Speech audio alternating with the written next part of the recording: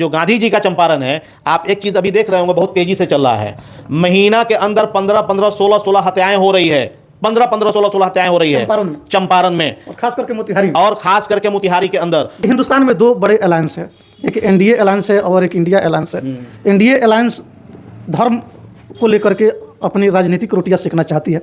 India alliance की उपज बिहार की धरती ही है, क्योंकि इंडिया अलायंस की घोषणा बिहार से ही हुई है और यहाँ जातीय जनगणना को लेकर के राजनीतिक रोटियां सेकी जा रही है।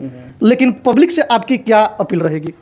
देखिए, पब्लिक से हमारी अपील यही रहेगी कि 2014 से लेकर अब तक आप लोगों ने जो देखा है, मुझे नहीं लगता है कि अब बताने की ज़रूरत है। आपकी हालत बद से बदतर हुई है और आपके बच्चे की हालत भी बद से बदतर हुई है, चाहे वो आपका लोकसभा हो या विधानसभा हो, चाहे आपके विधायक महोदय हो या एमपी महोदय हो। चलिए सर, बिहार में जातीय जनगणना का रिपोर्ट आ गया, जातीय जनगणना हो गया, बिहार के लोग जान गए किस जाति की संख्या कितनी है।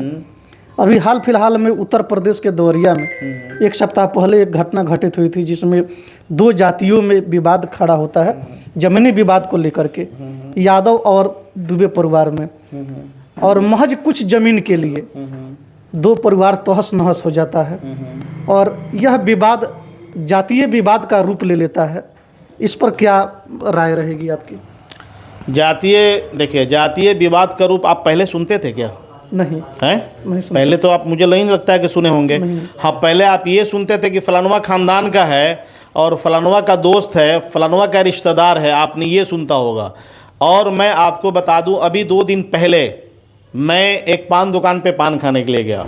हालांकि वो बात मस्ती की थी, तो ऐसे ही मस्ती में एक दूसरे साहब आए, उसके कंधे पे थोड़ा जोर से मार दिए, तो हंसते हुए जानते हैं क्या कहा था?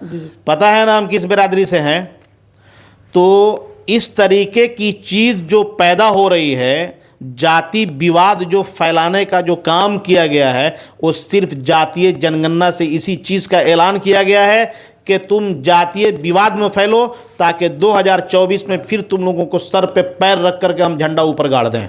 ठीक है, तो जातीय जनगणना सिर्फ उसी चीज़ के लिए कराया गया है। अभी हिंदुस्तान में दो बड़े अलायंस है, एक एनडीए अलायंस है और एक इंडिया अलायंस है। एनडीए अलायंस धर्म को लेकर के अपनी राजनीतिक रोटियां सेकना चाहती है। इंडिया अलायंस की उपज बिहार की धरती ही है, क्योंकि इंडिया अलायंस की घोषणा बिहार से ही हुई है और यहाँ जातीय जनगणना को लेकर के राजनीतिक रोटियां सेकी जा रही है। लेकिन पब्लिक से आपकी क्या अपील रहेगी? देखिए, पब्लिक से हमारी अपील यही रहेगी कि 2014 से लेकर अब तक आप लोगों ने जो देखा है, मुझे नहीं लगता है कि अब बताने की ज़रूरत है। आपकी हालत बद से बदतर हुई है और आपके बच्चे की हालत भी बद से बदतर हुई है, चाहे वो आपका लोकसभा हो या विधानसभा हो, चाहे आपके विधायक महोदय हो या एमपी महोदय हो। आपके बच्चे का एक वक्त का खाना या आपके बच्चे का 1 महीने के कॉलेज का फ़ी या ट्यूशन फ़ी देने का काम आज तक किसी सांसद ने या किसी विधायक ने नहीं किया है। तो मैं इस बात को ज़रूर कहूँगा कि 2014 से लेकर अभी तक जो हालत आप लोगों की हुई है, उन सारी चीज़ों को याद करते हुए, उन सारी चीज़ों को अपने ज़हन में रखते हुए इस बार उस चीज़ का बिल्कुल सफाया कर दीजिए। ऐसा झाड़ू लगा दीजिए कि पोछा मारने की भी ज़रूरत ना पड़े। दूसरे तरफ आपने जो कहा कि बिहार में जातीय जनगणना के ऊपर से इस चीज़ का माहौल गर्म करके और चुनाव के रुख को बदलने की कोशिश की जा रही है, तो मैं बिहार के जनता से इस चीज़ की अपील करूंगा। और ख़ास तौर से चंपारण, देखिए, चंपारण के जनता से इसलिए अपील करना चाहूँगा कि ये चंपारण गांधी जी का चंपारण हमेशा से कहा गया है और गांधी जी ने यहाँ से आंदोलन का शुरुआत किया था। और भितियरवा आश्रम जो है, जितनी छोटी बड़ी पार्टियां जो है आ करके अपना मत्था वहाँ पे टेकती है और टेक करके शपथ लेती है कि चलिए जब जीतेंगे, जब सत्ता में आएंगे तो हम ये करेंगे। मगर बता दे, जो लोग मेरे इस चैनल के माध्यम से मेरी बात को सुन रहे हैं, ज़रा वो बताएं कि आज तक जितनी भी सत्ताधारी पार्टियां हैं, मैं किसी का नाम नहीं रखूंगा, जितनी भी सत्ताधारी पार्टियां हैं, भितियरवा आश्रम से निकलने के बाद, बापू का चंपारण कहा जाने के बाद आज तक बता दें कि क्या चंपारण में वो व्यवस्था है क्या उस तरीके की सुविधाएं हैं? यहाँ पे जो मामला है चंपारण का, जो गांधी जी का चंपारण है, आप एक चीज़ अभी देख रहे होंगे, बहुत तेज़ी से चल रहा है। महीना के अंदर 15-15, 16-16 हत्याएं हो रही है।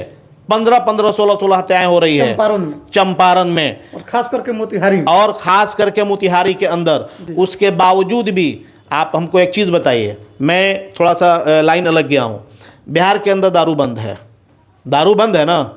आइए मेरे साथ, बैठिए गाड़ी पे 7 बजे शाम में, और मैं आपको 1 बजे तक नहीं, पूरा सुबह 5 बजे तक घुमाता हूँ। आपको गाड़ी ड्राइवर से लेकर, बाइक ड्राइवर से लेकर, चौक चौराहे पे लेकर के खुलेआम पी के ढमड़ियाता हुआ लोग नज़र आ रहे हैं। जब दारू बंद है तो ये होम डिलीवरी करा कौन रहा है?